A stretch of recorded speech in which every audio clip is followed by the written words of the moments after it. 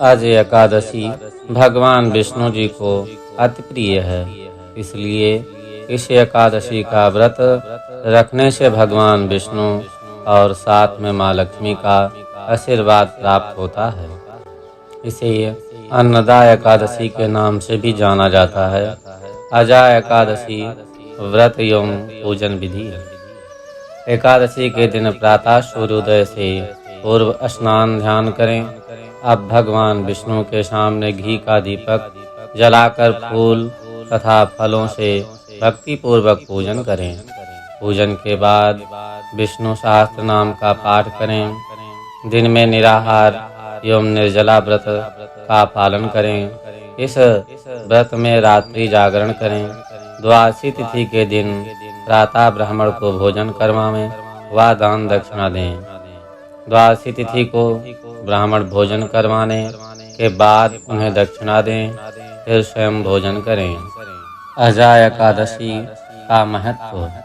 हिंदू धार्मिक शास्त्रों के अनुसार ऐसा माना जाता है कि जो भक्त विधि विधान से इस व्रत को करते हुए रात्रि जागरण करते हैं, उनके समस्त पाप नष्ट हो जाते हैं और अंत में स्वर्ग लोक को प्राप्त करते हैं।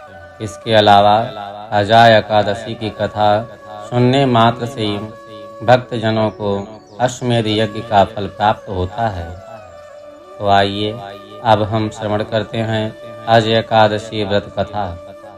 ऐसा कहा जाता है कि राजा हरिश्चंद्र अपनी सत्यनिष्ठा और ईमानदारी के लिए जाने जाते थे। एक बार देवताओं ने उनकी परीक्षा लेने की योजना बनाई। राजा ने स्वप्न में देखा कि ऋषि विश्वामित्र को उन्होंने अपना राजपाट दान करके दे दिया है। जब अगले दिन राजा हरिश्चंद्र विश्वामित्र को अपना समस्त राजपाट को सौंप कर जाने लगे, तो विश्वामित्र ने राजा हरिश्चंद्र से दक्षिणा स्वरूप 500 स्वर्ण की मुद्राएं दान में मांगी। राजा ने उनसे कहा कि 500 क्या, आप जितनी चाहें स्वर्ण मुद्राएं ले लीजिए।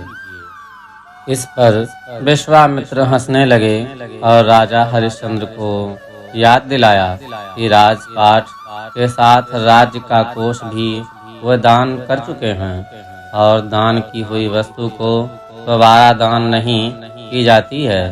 तब राजा ने अपनी पत्नी और पुत्र को बेचकर स्वर्ण मुद्राएं हासिल की, लेकिन वो भी 500 नहीं हो पाई।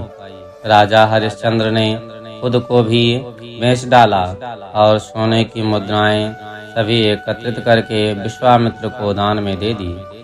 राजा हरिश्चंद्र ने खुद को जहाँ बेचा था वह शमशान का चंडाल था। चंडाल ने राजा हरिश्चंद्र को शमशान भूमि में दाह संस्कार के लिए कर वसूली का काम दे दिया। एक दिन राजा हरिश्चंद्र ने एकादशी का व्रत रखा हुआ था। आधी रात का समय था और राजा शमशान के द्वार पर पहरा दे रहे थे। बेहद अंधेरा था। इतने में ही वहाँ एक लाचार और निर्धन स्त्री बिलखते हुए पहुंची, जिसके हाथ में अपने पुत्र का शव था। राजा हरिश्चंद्र ने अपने धर्म का पालन करते हुए स्त्री से भी पुत्र के दाह संस्कार हेतु कर मांगा।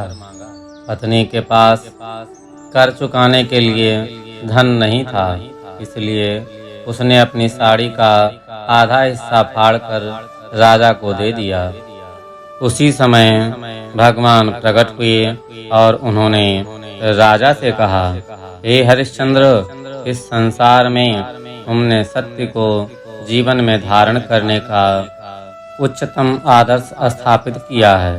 तुम्हारी कर्तव्य निष्ठा महान है। तुम इतिहास में अमर रहोगे।